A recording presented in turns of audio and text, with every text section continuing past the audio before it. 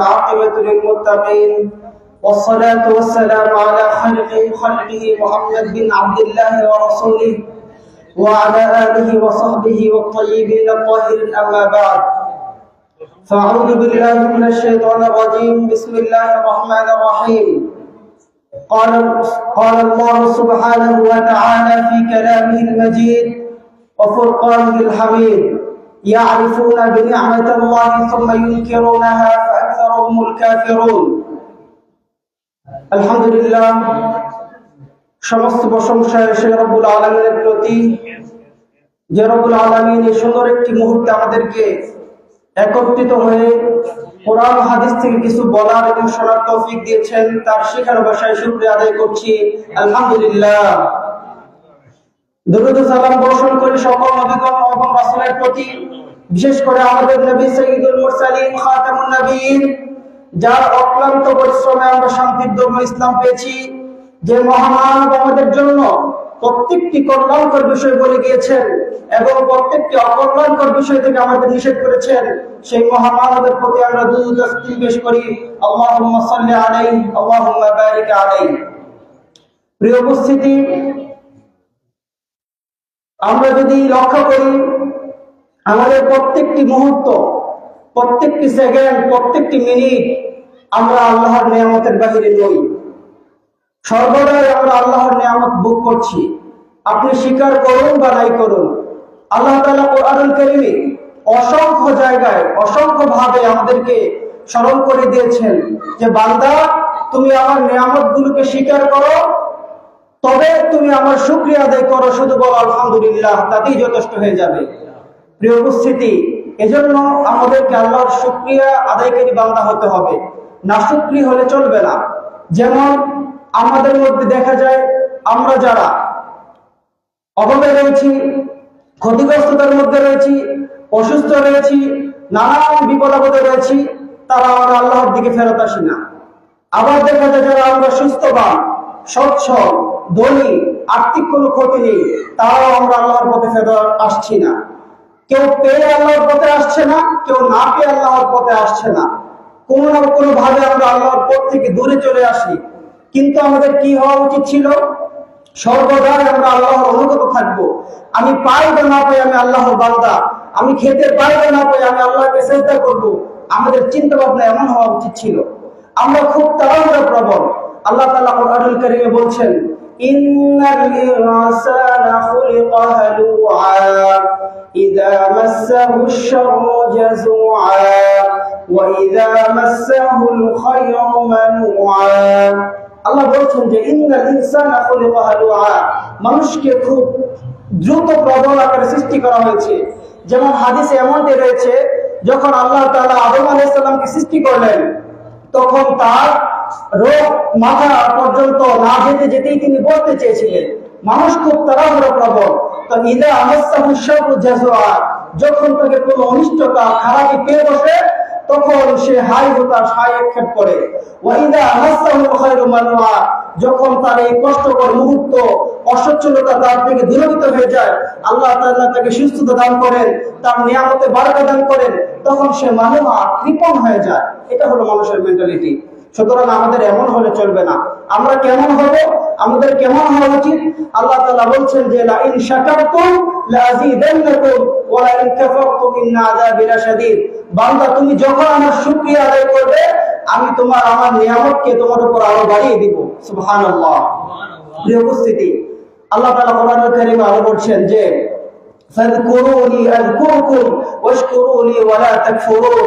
তোমরা আমার নিয়ামতের শুকরিয়া আদায় করো, আমি তোমাদেরকে আরো নিয়ামত বাড়িয়ে দিব। এই আয়াত যদি আমরা লক্ষ্য করি, তাহলে আমরা বুঝতে পারবো না।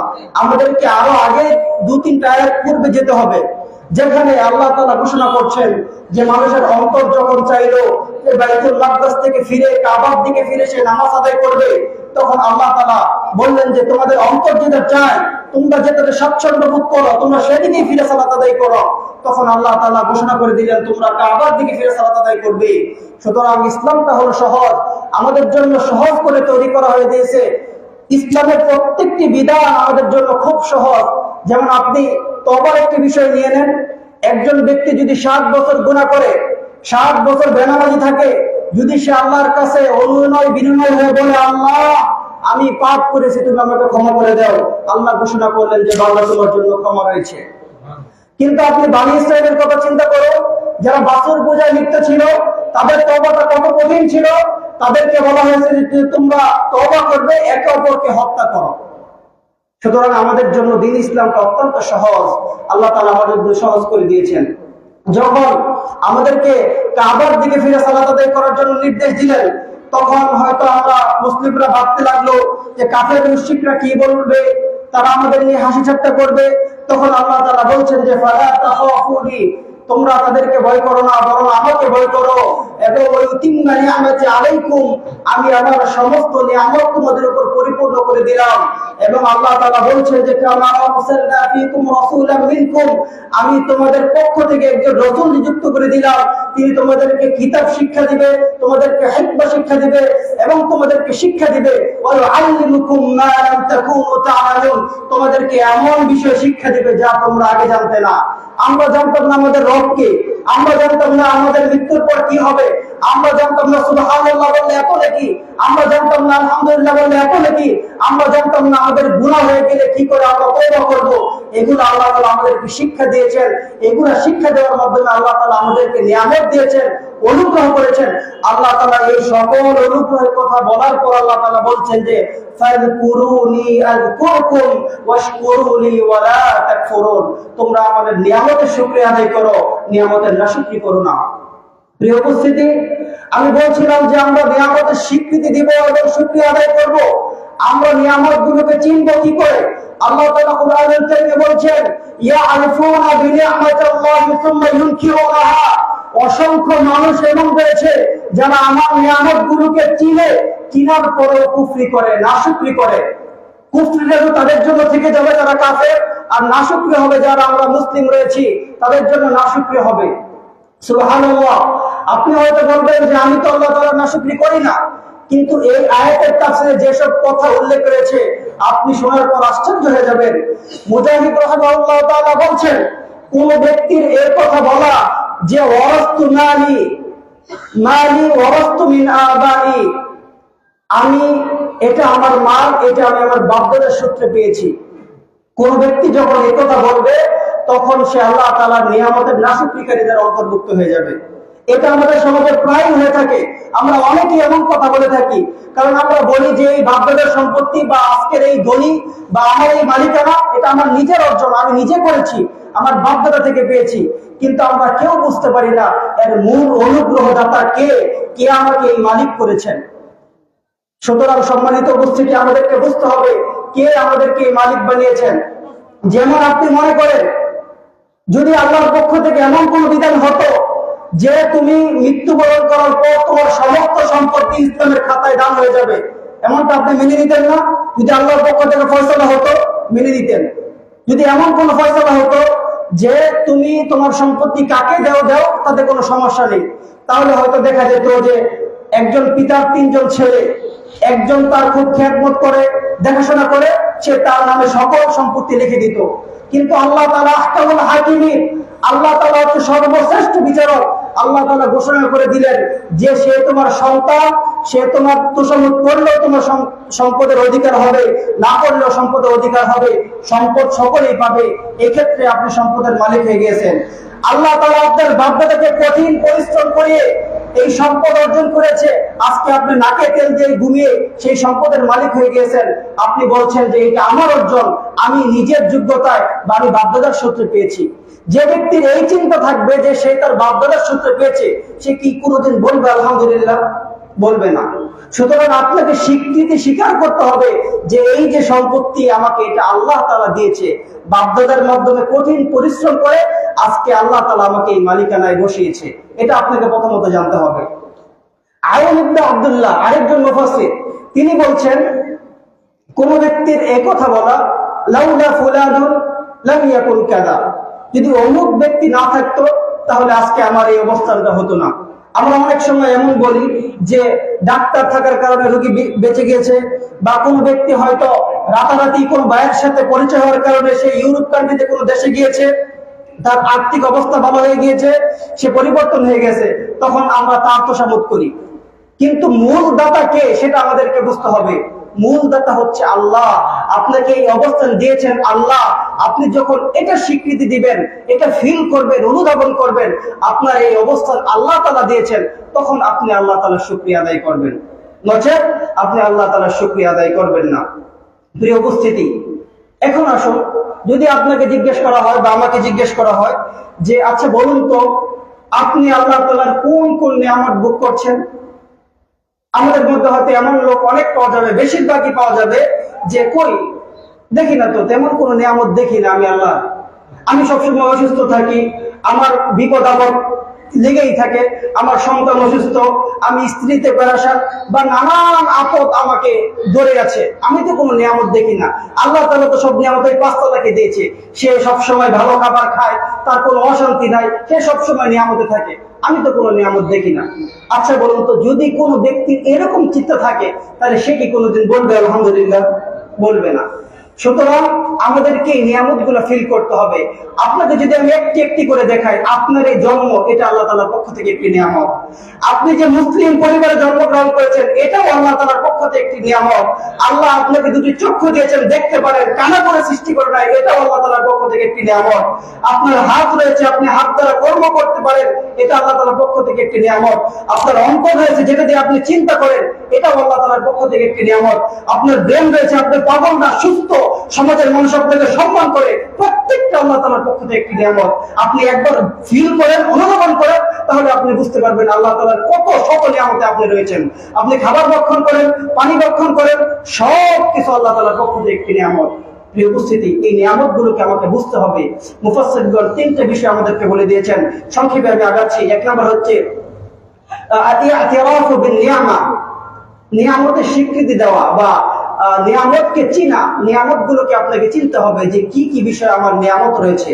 যেমন আজকের সমাজে আমরা যারা ইঞ্জিনিয়ার বা আমাদের ব্রেন যাদের সাব টেকনিক্যাল ক্ষেত্রে আমরা যারা অগ্রগামী বা বক্তা যারা অত্যন্ত সুর পেয়ে গিয়েছে, হাফেজ যে কারি যার সুর রয়েছে, সে হয়তো বলে এটা আমার নিজের অর্জন। একজন খেলোয়াড় যে ভালো খেলে সে হয়তো বলে যে এটা আমার বিদ্যা বুদ্ধির খেলা, এটা আমার অর্জন। সে কি কোনোদিন বলবে আলহামদুলিল্লাহ? বলবে না। তাকে নিয়ামত গুলো স্বীকৃতি দিতে হবে যে এই যে ব্রেন, তুমি যে ব্রেন দিয়ে কাজ করো, এটা কার দান? আল্লাহ তাআলার দান। যে তুমি যে খেলো, এই তোমাকে সুস্থতা কে দিয়েছে? আল্লাহ তাআলা দিয়েছে। তোমার যে ভালো কণ্ঠ, আল্লাহ তাআলা তো তোমাকে জবান বন্ধ করে দিতে পারতো, কণ্ঠটা কার দান? আল্লাহ তাআলার দান। তুমি যে ভালো ইঞ্জিনিয়ার, ভালো ফ্যামিলিতে আল্লাহ তাআলা জন্ম দিয়েছে, এটা কার দান? আল্লাহ তাআলার দান। তো সবকিছু যখন আল্লাহ তাআলার দান, যখন আপনি এটা বুঝবেন যে আমি যে অবস্থানে রয়েছি এটা সম্পূর্ণ আল্লাহ তাআলা আমাকে দিয়েছেন, তখন আপনি আল্লাহ তাআলার স্বীকৃতি দিবেন নিয়ামতের এবং বলবেন আলহামদুলিল্লাহ। এবং দুই নম্বর কাজ হচ্ছে নিসবাতুহা ইলাল মুনআম। যখন আপনি এই নিয়ামত গুলোকে চিনবেন, জানবেন, তখন সরাসরি সম্পৃক্ততা করবেন আল্লাহর সাথে, যে এই দাতা হচ্ছে আল্লাহ। যখন আপনি বলবেন যে আমাকে দারিদ্র করেছে আল্লাহ, আমাকে এই অসুস্থতায় রেখেছে আল্লাহ, আমাকে এই বিপদ আপদ থেকে মুক্তি দিয়েছে আল্লাহ, তখন আপনি এই সম্পৃক্ততা আল্লাহর দিকে করে দিবেন। যে ব্যক্তি জানবে যে সে এই ধন সম্পত্তি আল্লাহ তাআলার পক্ষ থেকে পেয়েছে, সে ব্যক্তি ধন সম্পদ যদি নষ্ট হয়ে যায়, সে কি কোনোদিন আল্লাহকে গালি দিতে পারে? আল্লাহর প্রতি কোনো অভিযোগ পেশ করতে পারে? পারে না। কারণ সে তো জানে যে এই দাতা হচ্ছে আল্লাহ। আল্লাহ তাআলা যে দিয়েছে, আল্লাহ তাআলা যে কোনো মুহূর্তে চাইলে এটা আবার নিয়েও নিতে পারে। যেমন আল্লাহ তাআলা বলছেন যে তুতিল মুলকা মান তাশা ওয়া তুইজ্জু মান তাশা ওয়া তুযিল্লু মান তাশা বিয়াদিকাল খায়র ইন্নাকা আলা কুল্লি শাইইন কাদির। আল্লাহ তাআলা সকল বিষয়ের উপর ক্ষমতাবান। আপনি যখন এই বিষয়গুলো ফিল করবেন, অনুধাবন করবেন, তখন আপনি এই বিষয়গুলো বুঝতে পারবেন এবং সব সময় আল্লাহ তাআলার নিয়ামতের শুকরিয়া আদায় করবেন। বলবেন যে আলহামদুলিল্লাহ, আল্লাহ তাআলা আমাকে সুস্থ রেখেছে। শুধু কি নিয়ামতের শুকরিয়া? না, নিয়ামত শুকরিয়া না। আপনি যে একজন মুসলিম, এটা কত বড় শুকরিয়া, কত বড় নিয়ামত। আপনি দেখতে পান একজন অমুসলিম, একজন মুশরিক, সে লিঙ্গের সামনে সিজদা করে যায়। আপনি দেখতে পান একজন নাসারা, মুশরিক, খ্রিস্টান, সে গরুর প্রস্তাব খায়। একজন যে তাওহীদবাদী না, যে শিরকের লিপ্ত। সে কি করে? বটগাছ দেখলে তার অন্তর থরথরে কাঁপতে থাকে, লাল কাপড় দেখলে যেমন তার অন্তর দাঁড়িয়ে যায়, তার গাড়ি ব্রেক করে যায়। আপনাকে আল্লাহ তাআলা তাওহীদবাদী করে দিয়েছেন, আপনার মাথা কখনো কোনো মাজারে নত হয়নি। এটা কত বড় নিয়ামত আল্লাহ তাআলার পক্ষ থেকে, আপনি বলুন। আমরা যারা তাওহীদবাদী, আল্লাহ তাআলাকে এক বলে জানি এবং শিরক থেকে মুক্ত, আপনাকে যদি 1 কোটি টাকা দেওয়া হয়, আপনি কি মাজারে সেজদা দিবেন? দিবেন না।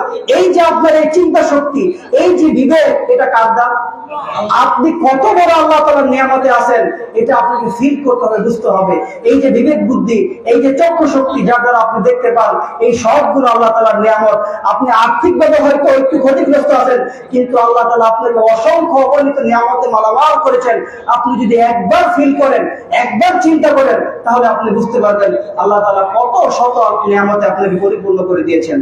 প্রিয় উপস্থিতি, সর্বশেষ যে পয়েন্টটি আমি বলতে চাচ্ছি সেটা হচ্ছে যে আপনি যখন চিনবেন যে এই বিষয়গুলো আল্লাহ তাআলার নিয়ামত, এই বিষয়গুলোকে আপনাকে ভালো কাজে ব্যবহার করতে হবে। যেমন আজকে আমরা এই ইলেকট্রিসিটি আমাদের সকলের বাড়িতে রয়েছে, মোবাইল ফোন সকলের বাড়িতে রয়েছে।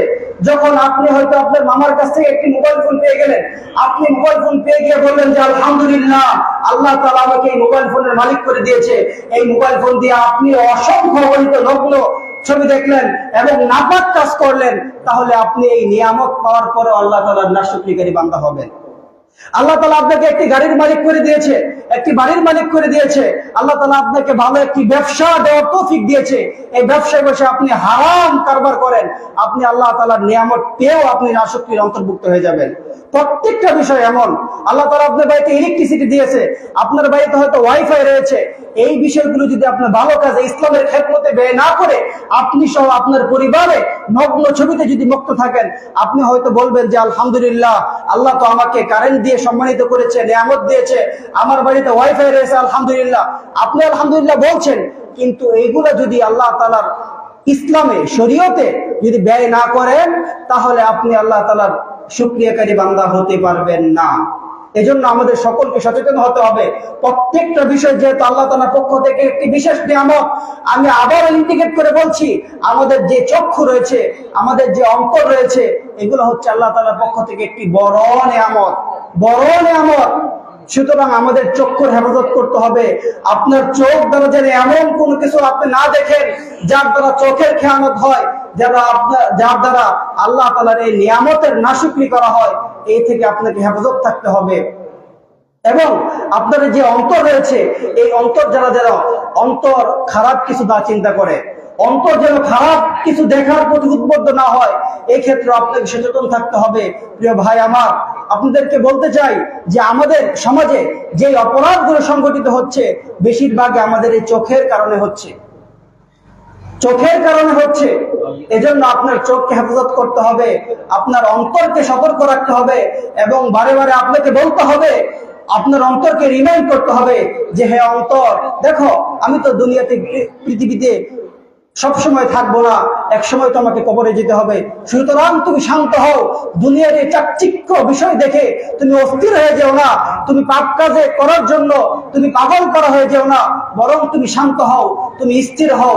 কারণ তুমি যদি আজ শান্ত না হও, কাল কিয়ামতের দিন সেই জাহান্নামের আগুন দ্বারা তোমাকে শান্ত করা হবে। আমরা কেউ চাই না আমাদের অন্তরকে জাহান্নামের আগুন দ্বারা শান্ত করা হোক। প্রিয় উপস্থিতি, এই জন্য আমাদের অন্তরকে কন্ট্রোলে আনতে হবে এবং সর্ব অবস্থায় আমাদেরকে আল্লাহ তাআলার নিয়ামতের শুকরিয়া আদায় করতে হবে। যদি আমরা শুকরিয়া আদায় করি, তাহলে আমাদের নিয়ামত আল্লাহ তাআলা আরো বাড়িয়ে দিবেন। এবং আমি যে বিষয়গুলো বললাম, এভাবে যদি আমরা ফিল করি, প্রত্যেকটা বিষয় যদি আমরা খেয়াল করি, তাহলে আমরা সহজেই আল্লাহ তাআলার এই নিয়ামতগুলো বুঝতে পারবো। যখনই আপনি বুঝতে পারবেন যে এই সকল অনুগ্রহর দাতা, মূল দাতা হচ্ছে আল্লাহ, তখন আপনি দুনিয়ার কাউকে এর ক্রেডিট না দিয়ে স্বয়ং আপনি সরাসরি বলবেন যে আলহামদুলিল্লাহ, আল্লাহ তাআলা আমাকে এই অবস্থানে এনেছেন। প্রিয় উপস্থিতি, আমাদের মাগরিবের সময় খুবই নিকটবর্তী। আমরা এলোমেলো ভাবে অনেকগুলো কথা বললাম। সব কথার মূল কথা হচ্ছে যে আমরা দুনিয়াতে যে কোনো অবস্থায় থাকি না কেন, হয় অভাবে বা সুখে বা দুঃখে বা কষ্টে, যে কোনো অবস্থায় থাকি না কেন, মুমিন ব্যক্তি কখনো আল্লাহ তাআলার রহমত থেকে নিরাশ হবে না। মুমিন ব্যক্তি সুখে থাকলেও বলবে আলহামদুলিল্লাহ, দুঃখে থাকলেও বলবে আলহামদুলিল্লাহ, সে খেয়েও বলবে আলহামদুলিল্লাহ, না খেয়েও বলবে আলহামদুলিল্লাহ, সে অভাবে থাকলেও বলবে আলহামদুলিল্লাহ, আলহামদুলিল্লাহ, সচ্ছল থাকলে বলবে আলহামদুলিল্লাহ। সুতরাং আমরা তো সকলেই মুমিন হতে চাই, এই জন্য আমাদের সর্ব অবস্থায় কার শুকরিয়া আদায় করতে হবে? আল্লাহ। আমরা সর্বাবস্থায় আল্লাহ তাআলার শুকরিয়া আদায় করি এবং আমরা আল্লাহ তাআলার নিকট দোয়া প্রার্থনা করি, রব্বুল আলামিন আমরা যে বিষয়গুলো সংক্ষিপ্ত সময় শুনলাম, প্রথমত আমাকে এই বিষয়গুলোর উপর আমল করার তৌফিক দান করো এবং আমাদের সকলকে সেই বিষয়ের উপর আমল করার তৌফিক দান করো।